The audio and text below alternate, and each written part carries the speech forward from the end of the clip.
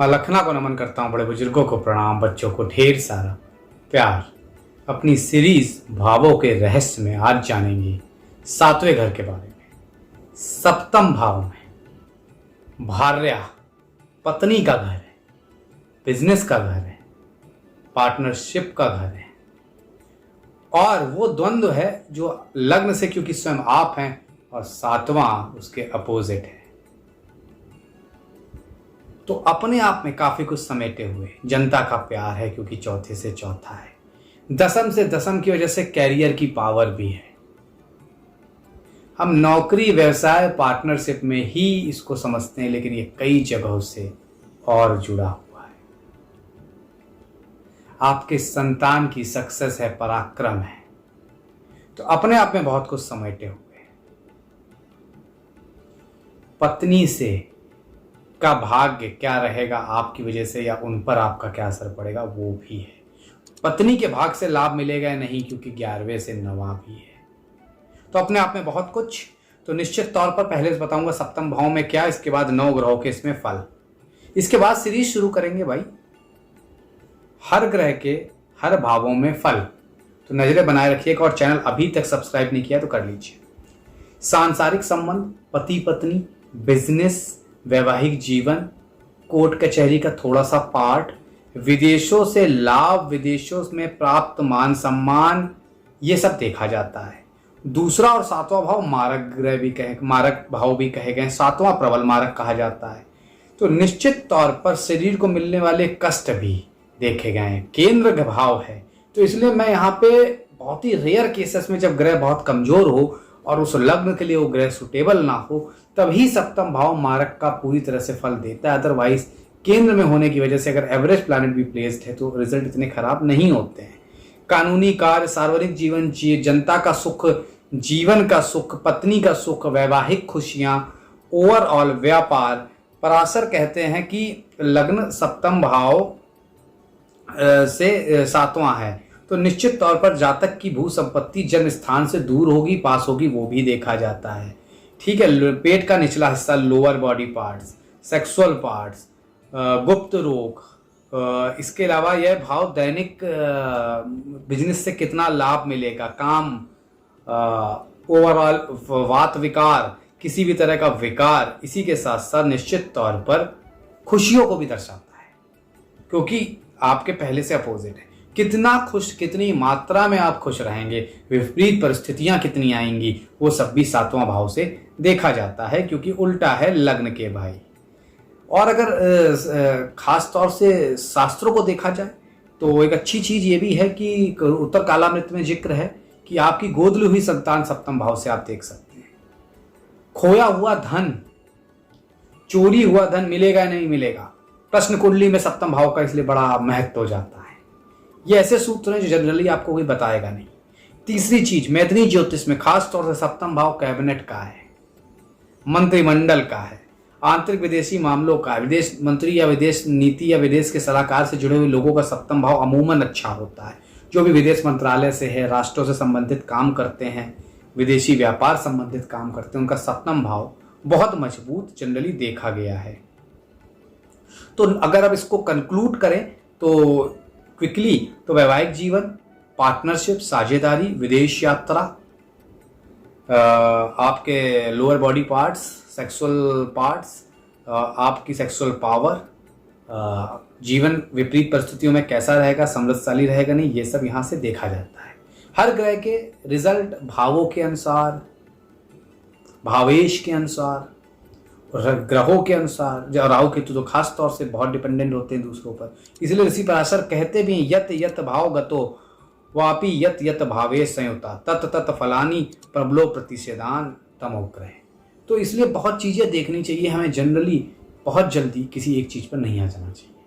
सप्तम भाव अपने आप में निश्चित तौर पर अगर मजबूत है तो मान लीजिए भाई एक पावरफुल केंद्र है, तो निश्चित तौर पर कुंडली को बैलेंस करता है, क्योंकि लग्न अगर यहाँ है और सप्तम यहाँ हो जाएगा, कुंडली अनबैलेंस होती है। तो लग्न के साथ साथ सप्तम का भी मजबूत होना बड़ा इंपॉर्टेंट हो जाता है एक स्टेबल लाइफ के लिए। अदरवाइज जो शीशा होता है ना, एक ऊपर एक नीचे, उसमें प्रॉब्लम आती है। तो कंटिन्यू झूलने के लिए दोनों तरफ वेट इक्वल जैसा होना चाहिए, जो कि नीचे जा सके। तो सातवां भाव इसलिए बड़ा इंपॉर्टेंट हो जाता है। अब बात 9 ग्रहों की यहाँ क्या स्थिति रहेगी, उसके पहले अगर चैनल अभी तक सब्सक्राइब नहीं किया है कर लीजिए, वीडियो को शेयर कर दीजिए, कंसल्टेशन चाहिए नीचे लिखे नंबर पर व्हाट्सएप कर सकते हैं। खैर बात आगे बढ़ते हैं, बात करते हैं सप्तम भाव में सूर्य की स्थिति की।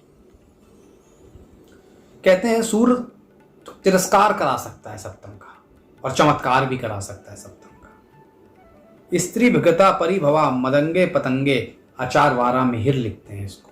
कहते हैं या तो बहुत अच्छा होता है या तिरस्कार कराता है सातवें का सूर्य, खास तौर से स्त्रियों से भी करा सकता है। तो अब ओवरऑल रिजल्ट सूर्य सातवें भाव में क्या देते हैं, तो निश्चित तौर पर सप्तम भाव के सूर्य को अगर देखा जाए डिटेल में तो एक डोमिनेटिव पार्टनर, इगोस्टिक पार्टनर, लेकिन सरकार में पावरफुल पद पर या किसी भी जगह पावरफुल पद पर बैठा हुआ व्यक्ति से आपकी शादी हो सकती है। थोड़ा ईगो होता है, डोमिनेंस होता है, उसकी वजह से विवाह में हमेशा ही कलह, समस्याएं, परेशानियां चलती हैं। इवन देन अगर थोड़ा भी लड़कियों की कुंडली में बृहस्पति, लड़कों की कुंडली में शुक्र कमजोर है और सप्तम में सूर्य की स्थिति भी एवरेज है तो डिवोर्स तक के योग बन जाते हैं। ऐसे लोग पार्टनरशिप में काम करते हैं लेकिन डोमिनेटिव होते हैं और एक टाइम पर वो एंड करते हैं अपनी ईगो की वजह से। शादी भी एंड होती है आपके ईगो की वजह से खास तौर से। लेकिन अगर सूर्य मजबूत है तो सफलता की सीढ़ियां चढ़ते हैं, पार्टनर बहुत काम आता है, जीवन साथी बहुत काम आता है, पार्टनर से खूब धन अर्जित करते हैं। यही कारण होता है क्योंकि इनमें कॉन्फिडेंस की कमी नहीं होती है। अगर सूर्य मजबूत है तो पावरफुल होता है, हर विपरीत परिस्थितियों को झेलना जानते हैं, जिस वजह से बड़ा बिजनेस एस्टेब्लिश करना जानते हैं, पार्टनर से लाभ लेना जानते हैं, पार्टनर पावरफुल पोजीशंस पर बैठे होते हैं। ओवरऑल सप्तम का सूर्य शादी के लिहाज से मैं बहुत अच्छा नहीं मानता, विवाह पार्टनरशिप के लिहाज से बहुत अच्छा नहीं मानता। लेकिन अगर बहुत मजबूत राशि नक्षत्र में हैं, शुभ कुंड लग्न के हिसाब से बैठे हैं तो स्थिति थोड़ी सी बेहतर हो सकती है। बात करते हैं सप्तम भाव में चंद्रमा की स्थिति।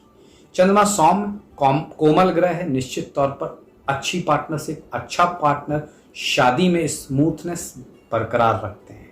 धीरे धीरे लोग एक दूसरे को समझ जाते हैं, शुरुआती ग्लिच होता है रिलेशनशिप में, लेकिन इनके रिलेशनशिप जनरली और जगहों से बेहतर चल रहे होते हैं क्योंकि बहुत ज़्यादा ईगो होता नहीं है, हर बात पर अपने को समझा लेते हैं, कहीं कहीं दूसरे को समझा देते हैं, बुद्धिमान होते हैं, इसलिए चीज़ों को मैनेज करना जानते हैं। अगर चंद्रमा मजबूत है, पक्षबली है तो दिल के भी पक्के होते हैं और ख़ास तौर से इमोशनल कंट्रोल होता है और मैनेज करना स्थितियों को आता है। ऐसे लोग अगर चंद्रमा बहुत मजबूत है, राज सत्ता के किसी व्यक्ति के करीब होते हैं, उसमें काफ़ी लाभ लेते हैं। ऐसा व्यक्ति पार्टनर को अपने प्यार करने वाला, स्वभाव से काइंड व्यक्ति होता है और निश्चित तौर पर व्यापार वगैरह में बड़ा लाभकारी ये चंद्रमा हो सकता है। विदेशों से, समुद्र से व्यापार करने वाले लोग खासा लाभ लेते हुए दिखाई देते हैं। निश्चित तौर पर थोड़ा सा अगर चंद्रमा कमजोर है तो मूड अनियंत्रित होता है, इस वजह से रिलेशनशिप पार्टनरशिप में इफ एंड बट होते हैं, प्रॉब्लम्स होती है, उसको थोड़ा ध्यान रखना है। प्रेम संबंधों में हर तरह से इमोशनल सपोर्ट करते हैं अगर चंद्रमा मजबूत है। अगर चंद्रमा बहुत कमजोर है तो बेवकूफ़ बना सकते हैं, चीटिंग कर सकते हैं, यहाँ पर यह भी बात देखी गई है। जिस व्यक्ति कुंडली में चंद्रमा सप्तम में होता है, कम्युनिकेशन, मेल जोल की स्थिति बेहतर होती है और ख़ास तौर से अपनी बात आसानी से एक इमोशनल पुट रखते हुए पहुंचाते हैं। अब बात कर लेते हैं बृहस्पति की स्थिति की। सर्वप्रथम तो आप कहेंगे पंडित जी कारको भावो नाशा, सप्तम का कारक सप्तम में बैठकर क्या कारक नाश करता है? तो देखिए इसके कारको भावो नाशा जो है उसको बहुत डिटेल में समझना पड़ेगा आपको। वो अधूरी बात है सिर्फ इतनी, अगर इतना कह के ज्योतिषी छोड़ देते हैं क्योंकि इससे ज़्यादा गहराई में कोई अध्ययन करना नहीं चाहता। तो बृहस्पति की सप्तम में स्थिति शादी में डिले इन जनरल कराती है, कभी कभी शादी भी नहीं कराती है। फिर लोग कहते हैं कारको भावो नाशा, देखो मैंने बोला था, नहीं। अष्टक वर्ग एक चीज होती है, ग्रह की स्थिति सबसे पहली चीज है। बृहस्पति किस अवस्था में बैठे, मान लीजिए बृहस्पति मजबूत है, बेहतर है, लेकिन अष्टक वर्ग में अंक बहुत कम है, शादी बहुत अच्छी होगी। दयालु partner, religious partner, powerful partner, पैसे वाला पार्टनर, सब मिलेगा, बिजनेस अच्छा चलेगा। लेकिन बृहस्पति कमजोर है और अष्टक वर्ग में पॉइंट्स अच्छे हैं, शादी में दिक्कतें आएंगी और यही वो लोग होते हैं जिनको डिवोर्स तक जाना पड़ जाता है। सप्तम भाव में बैठ के आप अपने हस्बैंड वाइफ से, अपने पार्टनरशिप से, अपने बिजनेस से काफ़ी लाभ पाते हैं क्योंकि ये दृष्टि लग्न पे भी गई होती है। तो निश्चित तौर पर बहुत ही आशावादी होते हैं, कॉन्फिडेंट होते हैं, पॉजिटिव होते हैं। काफ़ी अपेक्षाएं भी रखते हैं अपने पार्टनर से, और आशा खास तौर से बस थोड़ा सा धार्मिक नेचर जो है आपका, उस वजह से आपके पार्टनर आप पे बहुत आसानी से ट्रस्ट करते हैं, अट्रैक्ट हो सकते हैं, कोई भी अपोजिट जेंडर का व्यक्ति। निश्चित ही नेम फेम के लिए भी ये बृहस्पति मजबूत होता है, कम उम्र में नौकरी दिला सकता है, कम उम्र में सफलता दिला देता है, और व्यापार को स्टेबिलिटी से काफ़ी ऊंचाई तक ले जाते हैं अपने हस्बैंड या वाइफ के साथ। अब बात शुक्र की सप्तम में स्थिति की। शुक्र भी सप्तम का एक कारक है, लेकिन लड़कों की अगर कुंडली में हो जाए तो क्या कहने, बहुत ही अच्छी वाइफ, अच्छे घराने की वाइफ, बहुत शादी के बाद लाभ देने वाली वाइफ, शादी के बाद भाग्योदय वाली वाइफ मिलती है। लेकिन अगर लड़कियों की कुंडली में हो तो बड़े अच्छी जगह शादी होती है, लेकिन शादी में प्रेम का भाव रहता है, शादी में कोई ना कोई प्रॉब्लम्स रहती है। और अगर पति की कुंडली के भी सप्तम भाव कमजोर है तो विवाह कई बार टूट भी जाता है, नहीं टूटता तो सेपरेशन जैसी स्थिति लगभग बनी रहती है। ऐसे लोगों में वैवाहिक सुख में कमी देखी जाती है। लेकिन अगर शुक्र मजबूत है तो वैवाहिक सुख बेहतर रहता है, शादी के बाद फाइनेंशियल स्टेटस, सोशल स्टेटस काफ़ी अच्छा होता है, और ख़ास तौर पर ये शुक्र प्रेम में लाभ देता है। काफ़ी रोमांटिक लोग होते हैं ऐसे लोग, और आपको जीवन साथी की तलाश होती है, वो थोड़ा देर से मिल सकता है लेकिन अच्छा मिलता है। ऐसे लोगों की एक समस्या ये भी है, अगर शुक्र किसी के भी सप्तम में है तो उनकी अपेक्षाएं बहुत होती हैं, और जनरली वो अगर अच्छी कुंडली वाला व्यक्ति नहीं है और कोई ईमानदार व्यक्ति नहीं है तो बड़ा परेशान भी रहते हैं ऐसे लोग प्रेम की तलाश में। लेकिन अगर सच्चा प्रेमी मिल जाता है तो निभाने वाले भी ऐसे लोग होते हैं। खास तौर से अगर शुक्र पर थोड़ा राहु का प्रभाव या कुछ और है तो निश्चित तौर पर मल्टीपल रिलेशनशिप्स होती हैं, मल्टीपल रिलेशंस में जाते हैं। There is no end for the relationship for this kind of people. तो इनको यहाँ पर थोड़ा सा ध्यान भी रखना होता है। और शुक्र सप्तम में हो जाने की वजह से होटल इंडस्ट्री और बिजनेस इंडस्ट्री, मीडिया इंडस्ट्री, छोटा पर्दा हो या बड़ा पर्दा, मतलब टीवी इंडस्ट्री या फिल्म इंडस्ट्री, इन सब में भी काफ़ी लाभ देता है। कला का बड़ा पारंगत आदमी होता है, बड़ा पारंगत व्यक्ति होता है, उसमें काफ़ी नाम शोहरत भी कमाता है कला के क्षेत्र में। ऐसे लोग अच्छे स्पीकर्स होते हैं, अच्छे डिप्लोमेट होते हैं, और ख़ास तौर से टीवी प्रेजेंटेशन और सब जगहों पर भी काफ़ी अच्छा काम करते हैं। अब बात सप्तम में मंगल की स्थिति की। एक पैशन होता है, एनर्जेटिक होते हैं, काम तेजी से करते हैं, अपने पार्टनर के लिए बड़े पैशनेट होते हैं और एनर्जेटिक भी रहते हैं। ऐसी आपको साथी की तलाश होती है जो एनर्जेटिक हो, एक्टिव हो, ब्रेव हो, फास्ट फॉरवर्ड हो, क्योंकि आपके एक्सपेक्टेशन भी वही रहते हैं, तेज तर्रार हो। ऐसे लोगों को ऐसा व्यक्ति मिलता है। सप्तम भाव में होता है तो ये लोग बिना सोचे समझे काम नहीं करते हैं मंगल। लेकिन अगर मंगल कमजोर है तो सब उल्टा होता है, पार्टनर खराब मिलता है, बिना सोचे समझे काम करते हैं, गुस्से की वजह से अपना नुकसान करते हैं। और अगर मंगल अच्छा है तो काम रहते हैं, गुस्से को बाद में किनारे रखकर डिसीजन करते हैं, और ख़ास तौर से इसी वजह से इनके व्यापार और वैवाहिक जीवन बहुत बेहतर रहता है अगर मंगल अच्छा होता है। और अगर मंगल जरा भी कमज़ोर है, क्योंकि सप्तम में मंगल कहीं ना कहीं ओवर एनर्जेटिक होके आपकी लग्न की एनर्जी से सप्तम में बैठ के इम्बैलेंस करता है, या तो पार्टनर आपके बहुत तेज मिलते हैं, ये तो डेफिनेट सारे केस में है, या आप स्वयं बहुत तेज होते हैं, तो वो matter of ego, matter of clashes बनता है बिटवीन द रिलेशनशिप्स। लेकिन सप्तम का मंगल जितना डराया जाता है वैसा नहीं होता है। ईश्वर जो, क्योंकि उनका नाम ही मंगल है तो मंगल मंगल ही करते हैं, लेकिन एटलीस्ट एवरेज से बेहतर स्थिति में हो। नीच का मंगल है, खराब मंगल है तो स्थिति थोड़ी खराब होती है। ऐसे लोग अपने ईगो की वजह से डिवोर्स तक चले जाते हैं और बाद में फिर पछताया भी करते हैं। अब बात सातवें भाव में बुध की। बिजनेस का प्लैनेट बिजनेस के हाउस में बड़े लाभ देता है, गजब का कम्युनिकेशन स्किल्स होता है, लग्न को देखता है, पॉजिटिविटी होती है, थोड़े से खास तौर से कलाओं के प्रति भी रुचि बहुत होती है ऐसे लोगों की। प्रेम संबंधों में ज्यादा रुचि नहीं लेता है सप्तम का बुध, लेकिन जब लेता है तो बहुत लेता है। सप्तम का बुध एक अच्छा पार्टनर दिलाता है। पार्टनर सॉफ्टवेयर इंडस्ट्री से हो सकता है, पार्टनर मीडिया इंडस्ट्री से हो सकता है, पार्टनर आपका कम्युनिकेशन इंडस्ट्री से हो सकता है, एडवर्टाइजिंग इंडस्ट्री से हो सकता है, मीडिया, मास कम्युनिकेशन, जहां पर भी संचार का काम है, जहां पर भी बुध है, बैंकिंग, फिनेंस, इन सब इंडस्ट्री से होता है और काफी लाभ, अच्छी शादी होती है ऐसे लोगों की। इनके रिश्तों में अक्सर देखा जाता है 32 साल के आसपास दरार आना शुरू हो जाती है, क्योंकि 32 में बुध मैच्योर हो रहे होते हैं, और क्योंकि बुध बहुत इंटेलेक्चुअल और इंटेलिजेंट प्लैनेट होने की वजह से तब तक ये डिसाइड नहीं कर पाते हैं क्या करूं, लेकिन 32 के बाद थोड़ा सा शादी में उथल पुथल आती है अगर शादी अच्छी नहीं चल रही है। सप्तम में बुध हालांकि शादी के लिहाज से अच्छा होता है, बिजनेस के लिहाज से अच्छा होता है, मेहनत थोड़ा कम करते हैं ऐसे लोग और आसानी से चीज़ें इनको मिल जाती हैं लाइफ में। और ख़ास तौर से प्रेम संबंधों में तलाश 32 साल के 33 साल के, खास तौर से जब शुक्र भी मैच्योर हो जाता है 33 साल के बाद ही पूर्ण हो पाती है, तब तक भटकते ही रहते हैं। उसके साथ साथ व्यवहार में बहुत ही डिप्लोमेट होते हैं, एनर्जेटिक होते हैं, ईमानदार होते हैं और खुशनुमा होते हैं, जॉली नेचर होता है, जॉयफुल नेचर होता है और लाइफ में ऐसे लोग काफ़ी तरक्की करते हैं। रुपए पैसे की कभी कोई कमी ऐसे लोगों में नहीं देखी जाती है। अब बात सप्तम भाव में भाई शनि की स्थिति की। देखिए, काल पुरुष की कुंडली में तुला राशि यहाँ उदय होती है और यहाँ पर उच्च के होते हैं शनि, तो बहुत ही अगर मजबूत हैं तो क्या कहने, बहुत पावरफुल आपको पार्टनर मिलता है। जिनके भी सप्तम में शनि मजबूत हैं बहुत एनर्जेटिक होते हैं, काम के प्रति बहुत संवेदनशील होते हैं, काम के लिए बहुत एंथुसियास्टिक होते हैं, एनर्जेटिक होते हैं।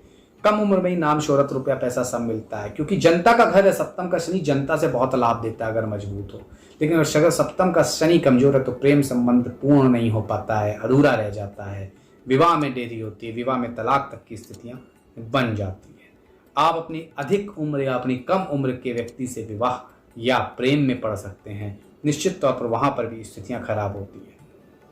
इस व्यक्ति को खास तौर से ऐसे लोग भावनात्मक, अगर शनि मजबूत हो या कमजोर, भावनात्मक नहीं, थोड़े से बहुत प्रैक्टिकल होते हैं, उस वजह से दूसरे पार्टनर से नहीं बनती है, ईगो इशू क्लैश करते हैं, रिश्ते में थोड़ा अकेलापन एकाकीपन रहता है शनि की 7वें की वजह से। लेकिन 7वें का शनि बिजनेस और जॉब के लिए काफ़ी बेहतर रहता है। अब बात कर लेते हैं राहु की स्थिति की। राहु सप्तम में हो तो निश्चित तौर पर बिजनेस, डिप्लोमेसी, जनता से लाभ मिलता है, खासतौर से पार्टनरशिप से लाभ मिलता है, पति पत्नी जो भी बहुत सुंदर सुशील मिलता है। लेकिन स्वयं के लिए ये थोड़ा भटकाव की स्थिति पैदा करता है ये राहु। ये मल्टीपल रिलेशनशिप में आप जा सकते हैं और नेवर सेटिस्फाइड राहु, क्योंकि खास तौर से ऊपर का चेहरा है तो उसके अंदर पूरी लालसा है देखने की, पूर्ण करने की, महत्वाकांक्षाएं बहुत होती हैं, एम्बिशियस बहुत होते हैं, पावरफुल पोजीशन पे होते हैं और जो समाज में एक स्थिति अच्छी रखते हैं अपनी। लेकिन रिलेशनशिप्स पे कहीं ना कहीं शादी में दिक्कतें तो जरूर ही आती हैं। सप्तम का राहु और विवाह में समस्या ना दे, चाहे विवाह के पहले, चाहे विवाह के बाद, चाहे विवाह के बीच में, समस्या तो देता ही देता है। बिजनेस ऐसे लोग बड़ा अच्छा करते हैं और काफ़ी उसमें नाम शोहरत पाते हैं। राजनीति में ऐसे लोग बहुत सक्सेसफुल हो सकते हैं, पब्लिक डीलिंग्स में बहुत सक्सेसफुल हो सकते हैं। नीति कारक ग्रह है तो नीतियों के रचयिता होते हैं। जब इन सब पोजीशन से पहुंचते हैं तो काफ़ी बेहतर काम करते हैं। निश्चित तौर पर भावनात्मक रूप से जुड़ते हैं अगर शुक्र भी मजबूत है कुंडली में, अगर नहीं तो प्रैक्टिकल रूप से जुड़ते हैं और इसी वजह से मल्टीपल पार्टनर पे एंड होती है इनकी रिलेशनशिप्स। तो यहाँ का राहु थोड़ा सा विश्वासपात, चीटिंग की भी कैपेबिलिटी दे देता है। आसानी से लोगों को अट्रैक्ट करना जानते हैं, काफ़ी अपोजिट जेंडर इन पर अट्रैक्ट रहता है। लेकिन हाँ, अगर कुंडली में सूर्य, बृहस्पति जो कि प्लैनेट ऑफ स्टेबिलिटी मैं हमेशा कहता हूँ, अगर वो मजबूत हैं तो करेक्टर वाला इंसान होता है और हो सकता है 1 से 2 बस्ट, लेकिन वो जहाँ भी रहता है ईमानदार रहता है अपने रिश्तों के प्रति। अब बात करते हैं केतु की। सप्तम भाव में Ketu, planet of separation, planet of breaks. निश्चित तौर पर कोई दो राय नहीं, वृश्चिक के भी हों, अपने हैं उच्च की राशि जिसको माना गया है, कुछ धनु मानते हैं, दोनों में भी हो। Ketu what Mangal, Shani Rahu what Shani, Shani what Rahu, ठीक। किसी भी इनसे संबंधित राशियों में हो तो भी शादी में big question mark, break, separation या उस जैसी स्थिति बनाते ही बनाते हैं, चाहे बृहस्पति भी केतु को देख रहे हो, चाहे कितने ही मजबूत हो, शादी में क्वेश्चन मार्क कर देते हैं। जीवन साथी के स्वास्थ्य पर असर डालते हैं, जीवन साथी से संबंधित प्रेम नहीं रहता है, आपसी क्लैशेस बहुत ज़्यादा होते हैं, वैवाहिक मतभेद बहुत होते हैं। इतना ही नहीं, सेहत को भी थोड़ा सा दिक्कत देते हैं, खास तौर से थोड़ा एकांत प्रिय होते हैं, स्पिरिचुअलिटी की तरफ भी ध्यान रखते हैं और ख़ास तौर से विद्रोही होते हैं, रोक टोक बर्दाश्त नहीं करते हैं और आसानी से अगर आप इनकी बात नहीं मानेंगे तो ये काफ़ी जिद्दी स्वभाव के तुरंत हो जाते हैं। निश्चित तौर पर इन्वेस्टमेंट, पार्टनरशिप ये सब इनके लिए नहीं बनी है, ऐसे लोगों को पार्टनरशिप में बिजनेस नहीं करना चाहिए, बहुत बड़ा इन्वेस्टमेंट नहीं करना चाहिए। नौकरी या फिर बिजनेस है तो खुद के दम पर ही करें तो बेहतर रहता है। छोटी छोटी बातों पर घर पर कलह, लड़ाई झगड़े होते हैं और यही पार्टनरशिप के साथ होगी, इसलिए पार्टनरशिप ब्रेक हो जाती है। इसीलिए कह रहा हूँ करना ही नहीं है, उस जगह जाना ही नहीं भाई जहाँ पे आपके लिए कुछ है नहीं। अगर व्यापार कर रहे हैं तो उसमें नुकसान होता है, मुनाफा नहीं मिलता है, चाहे कितना ही मजबूत केतु हो। एक समय हो सकता है दशा महादशा की वजह से मुनाफा आप कमा लें, काफ़ी अच्छा कमा लें, लेकिन सप्तम का केतु पार्टनरशिप में ब्रेक के बाद आपको वापस वहीं ले आता है। काम का भाव है, स्पिरिचुअल प्लैनेट है, तो बड़ा ही विरोधाभास आपस में रहता है, समझ नहीं पाते क्या करते हैं। एक तरफ लगता है कि सब दुनिया बड़ी अच्छी है, उस नज़र से जब देखते हैं, जब स्पिरिचुअल नज़र से देखते हैं तो लगता है कि नहीं ये सब छोड़ो और इसमें जुड़ जाओ, तो कंफ्यूज रहते हैं, थोड़ा इस तरह की स्थिति पैदा करते हैं, झपकी सनकी अनप्रिडिक्टेबल हो जाते हैं ऐसे लोग। तो ये केतु यहाँ पर अपने आप में बहुत अच्छे रिजल्ट बिल्कुल भी नहीं देता है। तो ये था सप्तम भाव पर 9 ग्रहों के फल। शेयर, सब्सक्राइब, लाइक करिए और तक पहुँचाइए। आज के लिए फिलहाल प्रतीक भट्ट का बहुत बहुत धन्यवाद।